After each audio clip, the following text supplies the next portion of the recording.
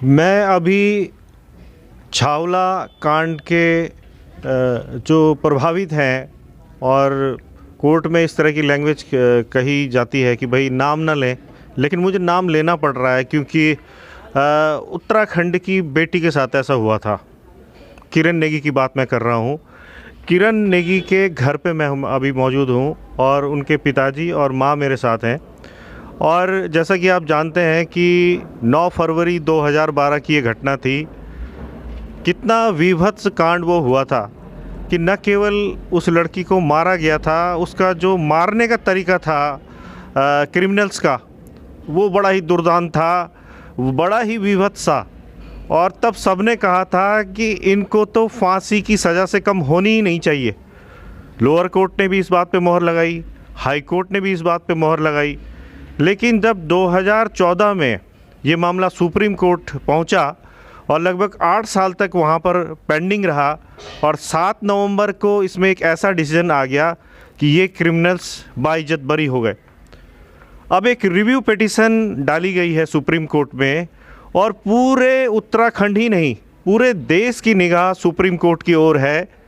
और मैं तो ये भी कहूँगा कि विदेशों की निगाह भी इंडियन जुडिशियरी सिस्टम पे है कि क्या इस तरह के अपराधी जीने के काबिल हैं या उन्हें बाइज्जत बरी किया जाना चाहिए। तो मैं पहले जो पिताजी हैं कुंवर सिंह नेगी जी, उनसे बातचीत कर रहा हूँ। हमारे पौड़ी जनपद के हैं और नैनी डांडा क्षेत्र के हैं। कई साल पहले रोज़गार के लिए दिल्ली में आए और ये जो इलाका है बड़ी मुश्किल से, जो आप ये मकान देख रहे हैं, ये मकान बनाया, यहीं पे बच्चे उनके रहते हैं। और किरण बिटिया भी यहीं से जाती थी नौकरी के लिए। और अभी एक बिटिया और एक बेटा है। बेटा जो है एक छोटी सी जॉब कर रहा है प्राइवेट किसी फैक्ट्री में, बेटी भी बीए कर रही है। तो पारिवारिक जिम्मेदारी अभी दुनिया भर की हैं। लेकिन पिछले 10 साल से जो आपने कानूनी लड़ाई लड़ी है, आप एक तरह से टूट चुके हैं। और ये जो फैसला आया है उसके बाद तो आपकी एक कहूँगा कि बिल्कुल आप हिम्मत तो आपने नहीं हारी है, बहुत हिम्मती है आप लोग। लेकिन ऐसी स्थिति में है कि अब ये क्या कहें, क्योंकि ये जो निर्णय आया है ये आगे अन्य बेटियों के भविष्य को भी असुरक्षित कर रहा है कि अगर ऐसे केस में ये निर्णय आता है तो भविष्य में कोई भी बेटी सुरक्षित नहीं है और क्रिमिनल्स के जो हौसले हैं वो बुलंद होते जाएंगे। भाई साहब, आपसे बातचीत करूंगा। कब आए थे आप दिल्ली, कितने साल पहले आए थे और क्या नौकरी करी आपने? शुरू से थोड़ा सा आपके बारे में सब लोग जानना चाहते हैं। देखो जी, मैं 17 साल की उम्र में दिल्ली आ गया था और दिल्ली में अपना प्राइवेट जॉब करते करते मैं यहाँ तक पहुँचा कि मतलब आज मेरे को यहाँ पर कुतुब विहार फेज 2 में जो है कि 30 साल हो गए रहते रहते। बच्चों को पढ़ाया लिखाया, पैसा नहीं था, प्राइवेट स्कूल नहीं पढ़ा सका, गवर्नमेंट स्कूल में पढ़ा रहा था। पढ़ाते पढ़ाते आज बच्चे ठीक ठाक अपने कंडीशन में ठीक हो गए थे। 9 फरवरी 2012 को जो है कि हमारी बच्ची के साथ में घटना हुई है, जो कि गुड़गांव में जॉब कर रही थी एक कंपनी में। साथ में उसकी 3 सहेलियाँ भी थी।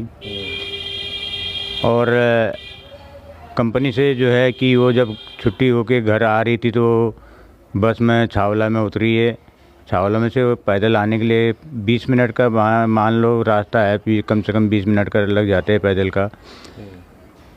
जिस रास्ते पे वो आ रही थी उस रास्ते पे वो एक तो रोड सिंगल था, दोनों साइड सरसों के खेत थे, फरवरी मंथ था और ऊपर से उसमें लाइट भी नहीं थी, अंधेरा था और टाइमिंग था 8:30 बजे का। और ये दरिंदे जो है कि पहले से ऑलरेडी प्लानिंग बना के घात लगा के वहाँ पे बैठे हुए थे। जहाँ पे कि आज हाईवे बन रहा है वहाँ पे आगे जाने के लिए कट था, तो कट पे घात लगा के बैठे हुए थे। एक इंडिका कार में नका पोस्ट बनकर बैठे हुए थे और गाड़ी का जिन्होंने नंबर प्लेट भी इन्होंने ढक रखा था, वो कपड़ा वपड़ा कागज लगा के, ताकि नंबर प्लेट भी ना पढ़ पाए कोई।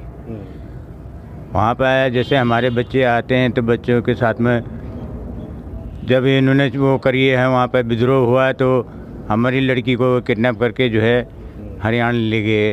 हरियाणा में जो है कि उसके साथ में 3 दिन तक रेप हुआ और चौथे दिन में डेड बॉडी मिली है। जब मुलजिम पकड़ा गया है, एक मुलजिम पकड़ा गया है, इंडिका कार जो चलाता था वही मुलजिम पकड़ा गया। उसी के निशानदेही पे पुलिस वालों ने उस जगह का ढूंढा जहां डेड बॉडी इन्होंने डाल रखी थी, और जहां 2 और मुलजिम थे उनका भी ठिकाना उसी ने बताया है।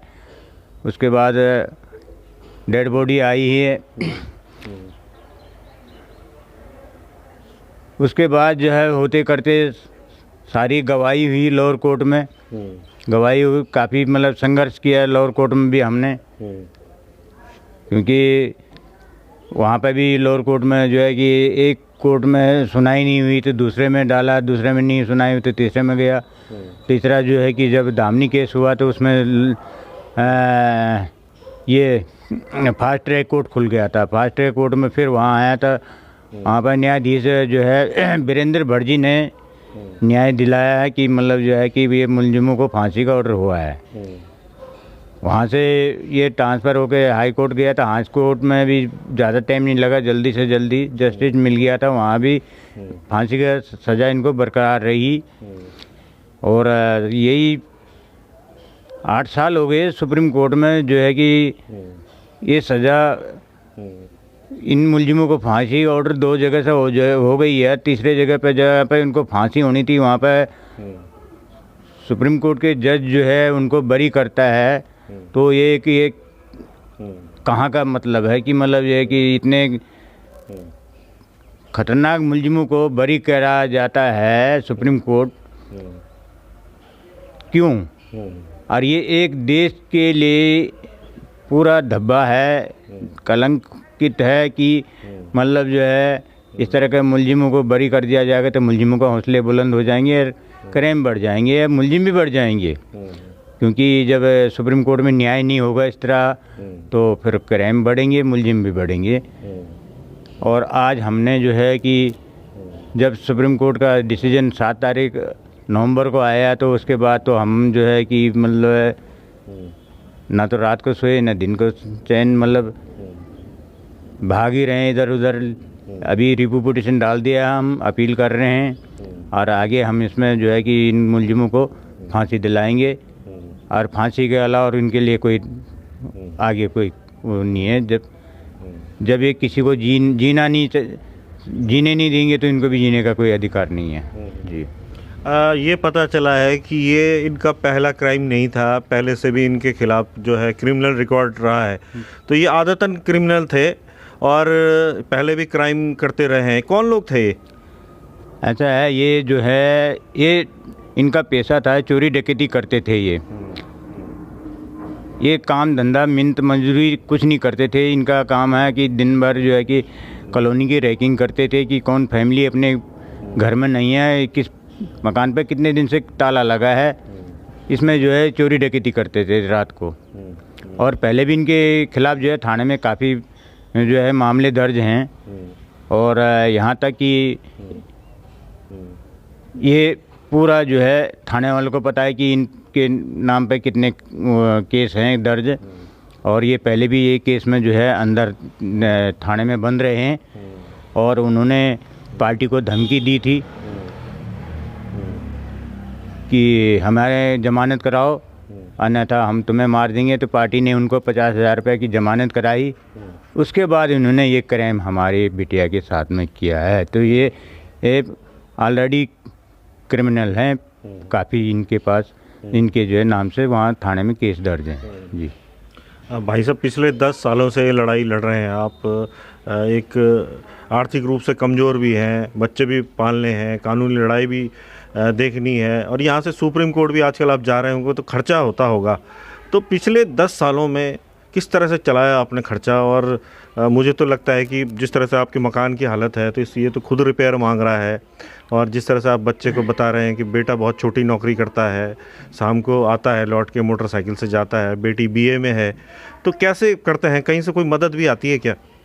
देखो जी, इस टाइम तो पूछो मत। मतलब जो है कि 10 सालों से मैं जो ये संघर्ष कर रहा हूँ, भागा दौड़े कर रहा हूँ, बहुत कुछ किया है यहाँ। मतलब जैसे कि स्टार्टिंग में लोअर कोर्ट में जब सुनाई नहीं होती थी, फास्ट ट्रैक कोर्ट बनने से पहले तो मैं यहाँ से जनता को लेके जाता था, पब्लिक को लेके जाता था बसें भर के कि वहाँ पर थोड़ा घेराव करो, हल्ला करो।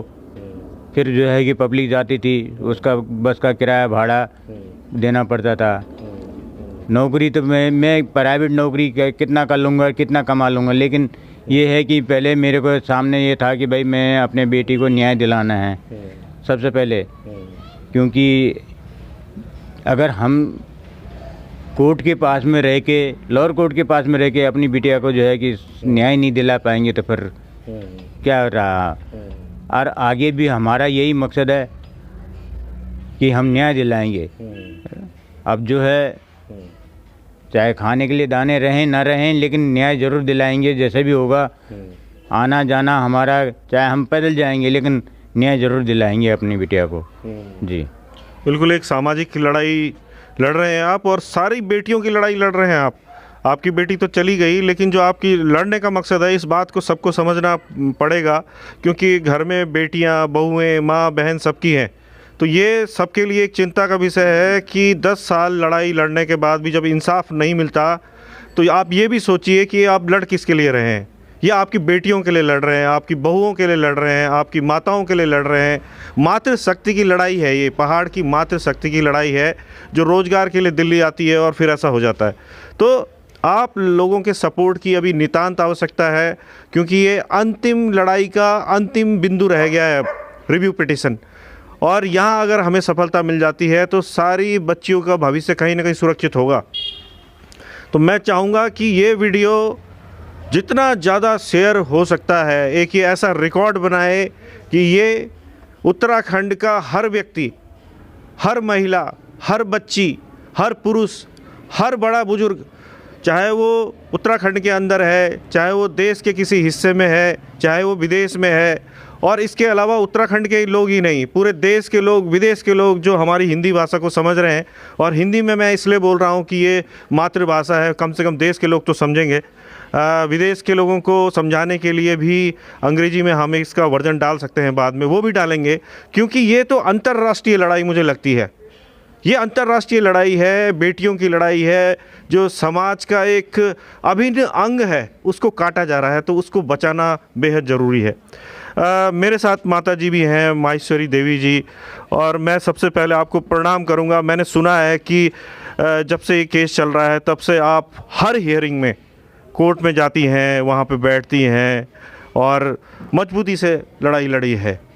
अब क्या है, अब जो आपने लड़ाई लड़ी है वो अंजाम तक पहुँच गई है, और रिव्यू पिटिशन के बाद ये तय हो जाएगा कि ये फांसी पर लटकते हैं कि नहीं। अगर कहीं न कहीं इस तरह का कोई निर्णय आ गया कि इसमें फांसी पे न लटके या थोड़ा कम सज़ा हो गई, तो क्या आप लोग संतुष्ट होंगे?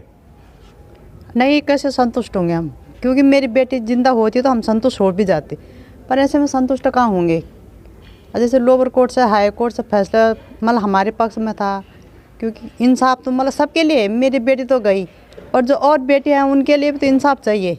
आज तो हमारे तो पास तो कुछ नहीं है, हम तो अब कहीं लायक नहीं है, पर जो और बेटी है, बहू है, आज छोटे हैं तो कल वो बच्चे बड़े होंगे, तो उनके लिए भी हम लड़ रहे, ताकि आगे जाके ऐसे न हो।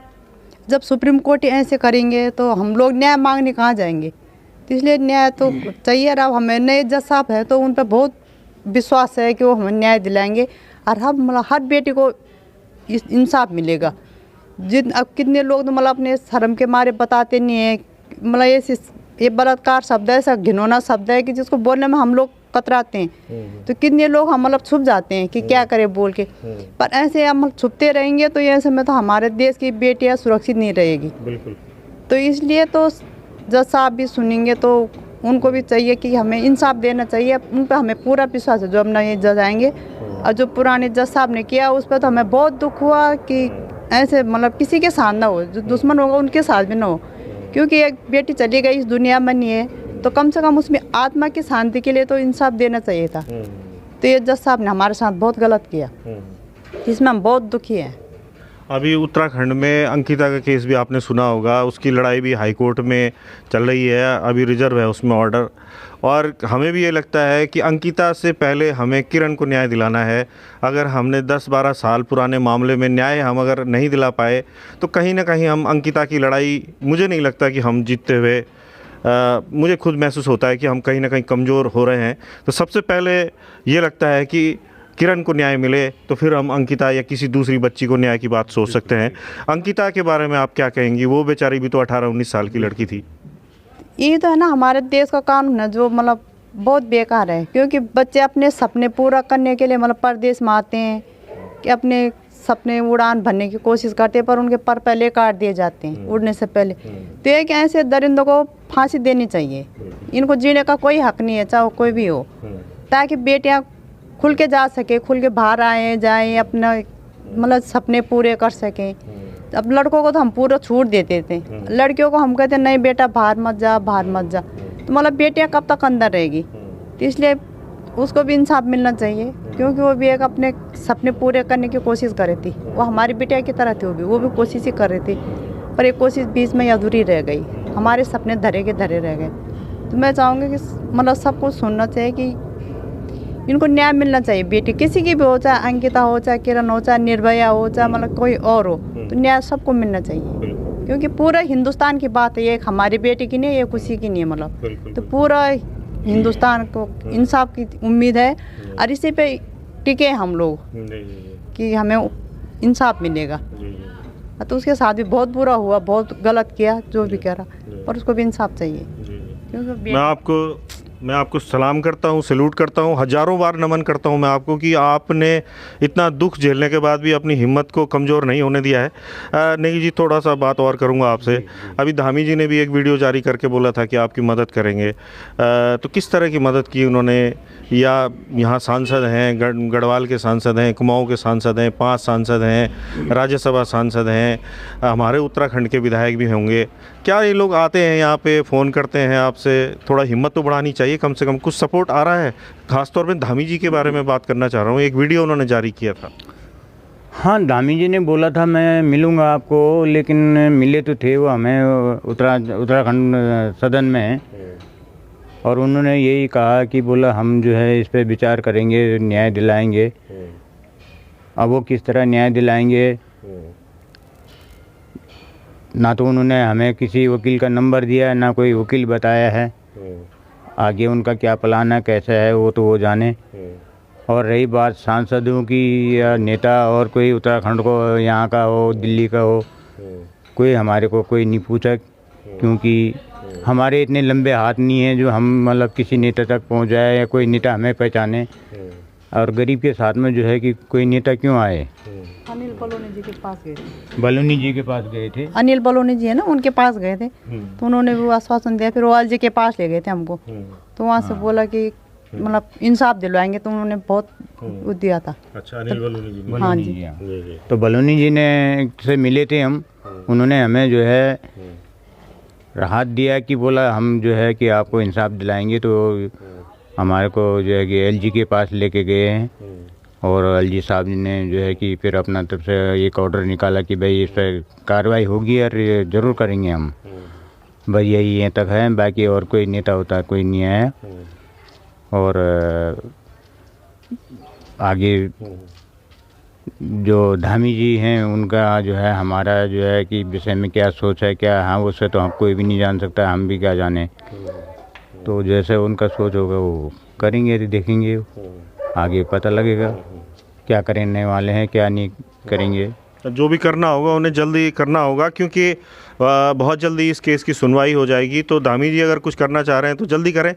और मैं देखता हूं कि बहुत सारे हमारे लोग जो हैं सोशल मीडिया पे बड़ी बड़ी बातें करते हैं कि हम ये करेंगे, वो करेंगे। जब हम उनका इंटरव्यू लेते हैं तो बड़े बड़े दावे वो कर देते हैं, लेकिन जब हकीकत पता चलती है तो ना तो कोई फाइनेंशियल सपोर्ट आता है, ना किसी तरह का प्रशासनिक सहयोग आता है। और जब हम लोग जो कि हम बहुत ज़्यादा रिसोर्सफुल नहीं है, हम जैसे आपने देखा होगा अंकिता के केस में क्राउड फंडिंग करने की कोशिश करी, उन 50-50 हज़ार रुपये हमने इकट्ठा भी कर दिए थे, तो हम पे आरोप लगा लेते हैं।